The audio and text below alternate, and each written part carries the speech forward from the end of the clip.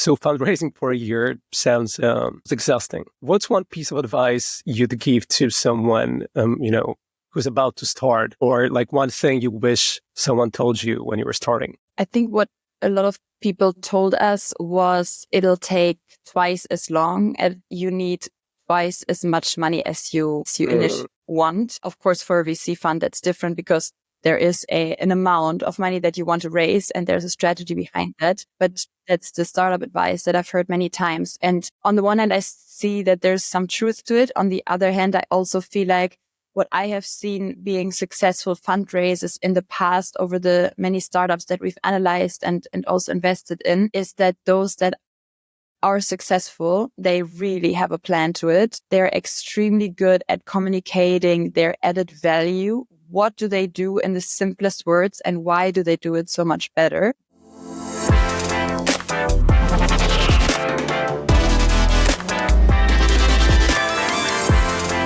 Welcome to the EU Startups podcast.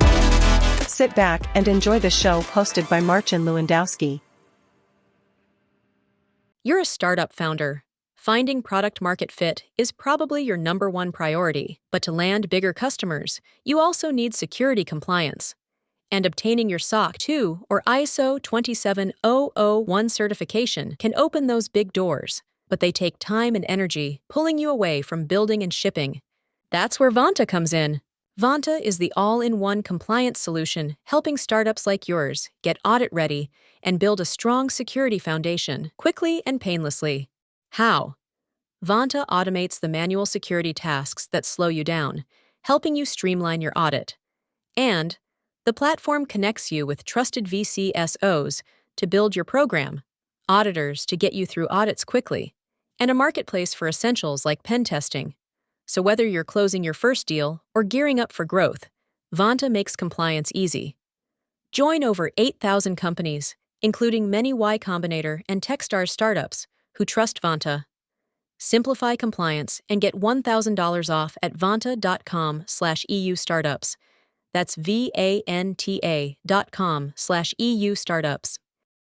Hey everyone, this is Marcin Lewandowski and you're listening to the EU Startups podcast. My guest today is Paulina Jansch, founding partner at Leanox Impact Capital, top 100 most influential woman in the VC and startup scene in Europe, and top 10 investors in Germany.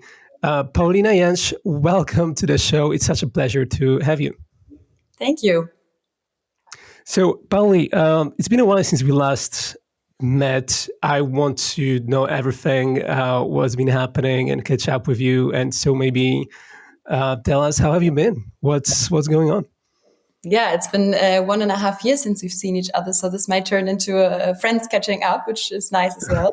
A lot has happened. We've moved away from Barcelona to Berlin, which is such a vibrant startup city. And it's been really, really great to be here. Just many things happened on all sides, new opportunities, really also seeing and understanding what they say when they mean that fundraising is tough in an economic downturn. I hear. So, lots of ups and downs. On a personal side, I got married, so that was a super, super cool highlight. That's amazing. Congrats again. I already said congrats off the camera, of the recording, but congrats again. I love it.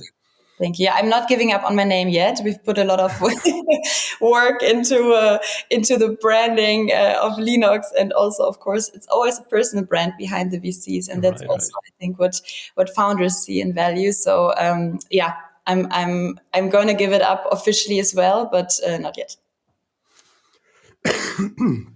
I love it, Paulina. So let's dive right into it. You've been setting up a global fund. That's what I found out recently from you. You've been setting up a global fund for a Korean state fund while running a VC at the same time, which sounds like a crazy adventure. What's one thing that keeps you sane during the chaos? Multiple things. The cool answer would probably be going running, doing a lot of sports, meeting friends, and so on. I think the true, but maybe more boring answer is indeed my business partner, who's just a very balanced person and who kind of helps me to center within the chaos. I do have to say, though, that I love organizing and I love having different projects that I can kick forward and having the oversight of that. So the chaos is not something that I feel uncomfortable with, let's say. Right. Pauli, so fundraising for a year sounds exhausting. What's one piece of advice you'd give to someone, who's about to start, or like one thing you wish someone told you when you were starting? I think what a lot of people told us was it'll take twice as long and you need twice as much money as you initially want. Of course, for a VC fund, that's different because there is an amount of money that you want to raise and there's a strategy behind that. But that's the startup advice that I've heard many times. And on the one hand, I see that there's some truth to it. On the other hand, I also feel like what I have seen being successful fundraisers in the past over the many startups that we've analyzed and also invested in is that those that are successful, they really have a plan to it. They're extremely good at communicating their added value. What do they do in the simplest words and why do they do it so much better? And they are really good at creating maybe a bit of FOMO about their brand as well. And it's not just being out fundraising for 1 year and then that turns into 2 years. I think that this twice as much and twice as long, this advice, it might lead founders into going into fundraise a bit unprepared, thinking it's going to be hard anyways, it's going to take a long time anyways, and I don't know what we're doing. And I would really, really recommend founders to really think about who are the investors that we want to speak to and then really organize the fundraise. And I've seen the quality of fundraising and the how convincing the startups differ so greatly. And the best ones were the ones that slightly told the environment that they might be fundraising within the next year, like going to conference saying, we're not fundraising right now, but this and this and so on. So it takes so much time running up to the fundraise as well, so much planning. It's not just, okay, now we sit down and we write an Excel of the investors that we want, but it really is integrated into the holistic strategy of the startup. And that's when I see startups fundraise most successfully. Then spreading the news about the upcoming fundraise, therewith getting some initial interest, some initial commitments, and then once they actually open, say, hey, we have this much, let's fill it up. For us as a VC fund, fundraising, of course, was super interesting and it opened so many doors. And I've been so grateful to get to know so many people that I probably would have never talked to if it wasn't for asking them for money, which by itself is always an awkward thing. I mean, right? It's always an awkward situation to ask someone for money. So what you really have to understand is how can you turn that situation into an opportunity for the other party? And I think that is what we've been learning, what we've been figuring out. How can it not be me asking you for money, but me offering you a really cool opportunity that you better not miss out? And that turning point, I think, is something that I don't have a one-fits-all answer to. It's something we're still learning, but that's what we're focusing on. Generally, so the fundraising process is kind of, like from what you're saying, should be kind of ongoing thing. It shouldn't actually start when you need it. It should be started like before you need it. You should think about it ahead. So basically, you never run out. Like for startups, you never run out of money. For VCs, it's kind of similar, as you said, to what startups go through. So I would say that probably for you, like fundraising has been a large chunk of building Leanox, which generally building Leanox must have been a journey. What's one moment when you thought it might not work, and how did you push through it? Yeah, we very early in our fundraise, we had a large commitment of 4 million, 5 million, something in that range, from an anchor investor that we didn't have any ties with before. So it was not like the initial crowd of friends and family, let's say, but someone external. And then due to liquidity issues or capital allocation that then from that family office didn't go into high risk capital, completely understandable within this time frame, that soft commitment was pulled back. And that was a moment where I thought like, okay, wow. Everyone said it's going to be so tough, but I expected many no's. But then we got the yes, and then I was like, okay, maybe we're the ones where it's not going to be so tough. I mean, fundraising is this emotional roller coaster, and I think it's pretty normal to have those ups and downs. And then when that was pulled back, I was like, okay, and now we start from zero, but we've already communicated this commitment which we had. So yeah, there was a moment where I was feeling completely like, okay, what are we going to do now, and how do we handle this? And what we did was just speak to other VC funds that are fundraising and realize that every single one of the VC funds that we talked to had an important investor pull out. Every single one. There was not one that said, no, we never had someone actually take it back or, reversed it. I mean, that's why it's a soft commitment, right? Otherwise they would have signed something, and then that's when it's safe. It's when it's literally hard committed, LPA is signed, and that's when it's actually truly yours, so to say, for the taking. Disregarding, of course, the potential of default. But yeah, that was when really the community has helped me, and especially I would say in Berlin, from my experience, there is a very open community of emerging fund managers that are, so those that are doing it for the first, second, or third time, that are supporting each other. I have regular lunch meetings that are called emotional support lunch with, people who became friends, where we're just talking about the good, bad, and the ugly, let's say, of fundraising. Nice. So yeah, that definitely helped. Pauli, didn't because you're one of Europe's youngest managing or founding partner,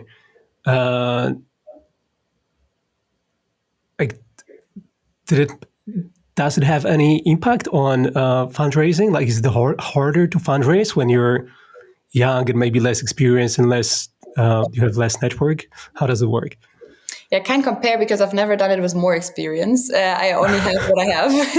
But I think also this in the beginning, for us, it was really about, okay, let's show how technology affine we are, how much we, how we optimize our processes and so and so.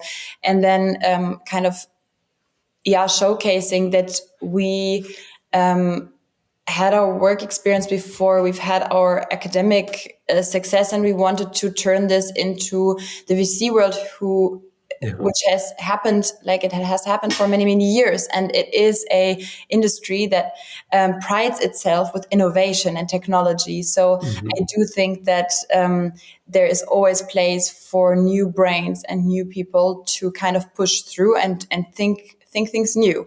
And I don't think that's necessarily a bad thing. However, I do have to say that there are, of course, people that say, hey, but you're managing a lot of money, and who gives you the life experience that you need? And, having seen all of this, and maybe other people can do that better because they have more life experience. And to that, I think that's true, and that's why we cooperate with many co-investors. You're never investing alone. However, we are investing in the future. Exactly. Right? And who will understand the future better than young people, right? Like, who should make decisions? Like, young people should make the decisions. They know what's going on better than, I don't know. And for me, it's really also about creating synergies there, using the point of view that we have. And I think one visual one story that really explains it well is that an early investor of Canva, said that no one believed in them, but he did, because what they told him was that they're going to create basically a PowerPoint program that is visual first. because our generation is visual first. And that is the unique and big selling point of Canva and why it went so successful, because you're not just putting, first of all the boxes, then you make it pretty, but first the box is pretty and then you put the design to it. And I think seeing the world and seeing how the world looks and the different glasses there are, I think that is a huge advantage that we can bring to the table and that we offer. 100% agree. Pauli, impact investing is a oftentimes deeply personal thing for many people. What was the first moment in your life that made you care about, making a difference? No, I think with regards to that, I was born a rebel. Not really, but this is super interesting because I get asked these questions a lot, like what made you think that? And I always thought that it makes sense to do good to this world. And I'm by no means the, perfect, most sustainable person. Of course, we all have our own, things to improve on. Yes, sometimes I am driving with a car or, renting a car here in the city or some things like this.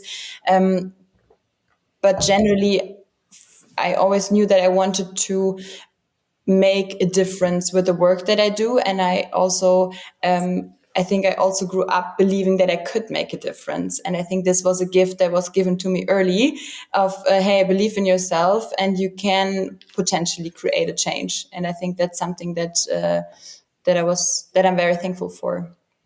Amazing. It just comes naturally. You describe your leadership style as inclusive and empathetic. What was there a defining moment in your life that shaped, how you think about leading today? I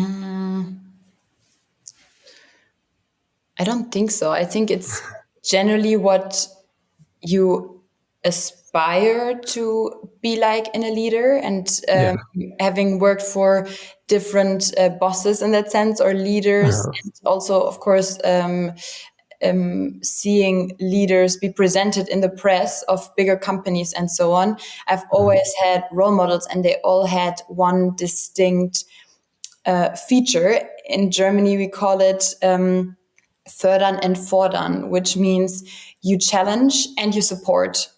So it's this fördern and fordern. Fördern and fordern. So you challenge people to be their best, but you also support them. And I think this is what was always quite central to me, that I thought, okay, if I'm working with people, and if I'm so lucky to work with really bright people, as we always did at Leanox, may that be interns or colleagues, then I do want to figure out what are they best at and kind of support them to get there. And I think that this could be described as inclusive and empathetic, because I want to understand what the other person not only is feeling and so on. It's not only about being a shoulder if someone is sad, but it's also about actually enabling people to become their best self. And sometimes that also includes saying, hey, I think what you're doing right now is not where you could shine the brightest. Maybe it's this. Have you thought of this? So it's not all happy clappy. It's also really understanding and trying to understand the people in your company and around. Nice, Pauli. I was asking because I remember when we were, filming Turn VC season 1 together. I remember talking about your early experiences in San Diego and like how it all was starting with education and career for you. So I was thinking that maybe, given what you were doing there, also it kind of impacted how you started thinking about that. Yeah, definitely. I think it's always a summary, like a sum of all of the moments and people that have shaped you. And then you can, I guess, have sometimes the opportunity to let it affect you more or less. And I think this specific example of volunteering in the women's shelter, or also feeding the homeless in downtown San Diego, of course, those social projects at a quite early stage. This has also fueled my fire to make an impact and given me the aspect that as a 15-year-old girl in San Diego with a bit of a broken English, that I could help them, and that I saw there, how it made them feel better. So yeah, I think it's, in the end, it all comes down to a lot of moments. Amazing. Pauli, as a female investor in, still male-dominated industry, how do you see your role in driving gender parity, both in your own fund and the wider ecosystem? I know you're pretty bullish about it, so go all in. Yeah, I think what my mission is, if that is the word, is to work together. It's not to drive two genders further apart. It's to say, hey, look, we're all humans. Let's sit at a table. Let's act as if it's not such a big thing that you're a man and I'm a woman. And can we please move on? I think that there was a lot of work done by some early, feminists who burned their bras and so on and said, hey, we have like a gender gap and we have this and we have this. And that was a bit extreme, but that was probably also important to wake up. And then there has been a lot of talk about women in leading positions being all elbows out and they cannot cooperate. And, like all of this stigma that was put around successful women. And now I think it's time to move on and to believe in people and to look at business cases from the perspective of, hey, let's find good investments. And what I do want to remove from the investing industry is this error or this persona that we have of, a young male entrepreneur from a good university. They don't have to be young. They don't have to. So I think, the numbers show it, right? The best founders or the most successful founders are migrant founders, and worldwide. Why? Because you have to overcome some obstacles early on in your life. So look, let's just see where the good ideas are coming from. And sometimes that requires, and that's how we're doing it from our end, to change your own processes, because you cannot, in a male-dominated world, you cannot just say, okay, yeah, I'm just going to go for the best case and then just still have a portfolio that is 95% male-dominated. Then you need to change something because you're missing out. That's just the case. You're missing out on the brilliant female founders, on the migrant founders, on the founders that have a different educational background and so on. So I do think that it has to start with investing, from the investor setting their own processes. And that's why we at Leanox have said that we want to have a 50-50 female founder portfolio, meaning we can invest in all white, male, straight, young, well-educated teams, no problem. But we can also invest in the complete opposite, and it's just on a portfolio level, like on a societal level. We want to have 50-50. So we're not restricting us on a case-by-case basis, but we're setting up our processes, our brand in such a way that our deal flow allows those companies to knock on our door because they know we are investing also in females. Sounds great, Pauli. So let's talk. This is really something that I'm curious about. Let's talk about you setting up working on a fund with a Korean government institute. What excites you most about bringing Europe and Korea in the investment world? And maybe just set up a tone for this. What is this all about? How did it come about? Yeah, that's a good question. Basically, how did it come about? Network. This is one tip everyone tells you: network. And this has open doors, and you have to meet 250 people that will not open door for one to open a door that brings you to Seoul, which was amazing. And so it came out of our network that someone heard an opportunity and thought of us as being the right VC. In the end, what is happening is that there's a lot of innovation happening in Korea, a lot of technological advances, and a lot of startups are emerging there. but they don't only want to conquer Korea, but they want to go abroad, and they have Europe as a goal. And upon the question of, okay, why do you want to go to Europe?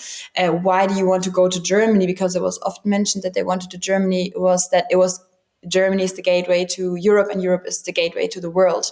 And there was this sentiment of, hey, let's go to Europe. And it was so healing, I almost want to say, as a proud European, to hear someone be very excited about Europe and be like, no, it's not. Right. Europe is not the sick man of the world, but actually, Germany the sick man of Europe.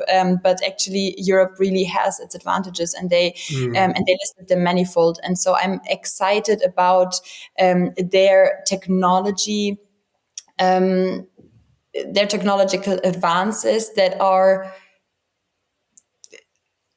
incomparable to what we have seen here, the speed at which the work is done, also the scale. Like it's not, okay, we want to fundraise next year, it's we want to IPO next year. And it's really, I feel like it's like an American dream with Korean or Asian speed, technological advancements, also understanding of technology, and then brought to Europe to scale here, because here there's actually still a large industry that requires technological advancements in order to make the next step. So that is what I'm most excited about, for Leanox to be the partner that sets up a global fund that brings that to Europe and actually helps to scale what's working there already and scale that here. Amazing. I look forward to see how it's going to unfold. Sounds super exciting. Pauli, VCs are known for asking tough questions. So here's one for you. What's one belief you hold about impact investing that most people disagree with? That most people disagree with? That impact investing does not bring the same returns as general investing. I set up Leanox to prove that if we invest smart in sustainable companies, we can and will outperform. Mic drop out of here. Amazing. I love it. Exactly. Impact investing doesn't mean smaller returns, right? Let's hope we show that soon. No, we're already showing that with our existing portfolio, but I'm really excited to make this known and to make this also the expectation people have from impact investing, that it is not reduced in terms of returns, but quite the opposite. Awesome. Pauli, this is going to be the last one. If you could write a letter to your future self 10 years from now, what would you thank her for achieving, and what would you warn her not to lose sight of? I thought the last question was what would I want to keep pushing? Yeah, I don't know. I think life is kind of lived forward and understood backwards, right? So that letter would be much more helpful right now if I wrote it in the future to myself right now. I guess listen to your gut feeling. Trust the people that you can trust. Believe in your own skills, and in the end, intuition and following some doors that have been opened led us to really, really cool opportunities that turned out good. And following the gut feeling with that, I think that's going to be the advice. Nice. You're so awesome. It's such a pleasure to have this conversation with you. Thanks for joining me. Maybe to end it off, do you have any exciting projects or new initiatives that you would like to share with the audience? Yes, apart from the Korean project and our main fund, I'm also engaged in one other project that that we're not yet making official, let's say, but there is another role coming our way that is personally pretty exciting and from a career point of view, also really, really, really cool. When will we hear more about it? That I also would like to know. Sounds good. Pauli, thank you so much for joining me on the show today. It's been such a pleasure as always. And I hope to see you soon in Barcelona. See you soon. Thank you. Bye.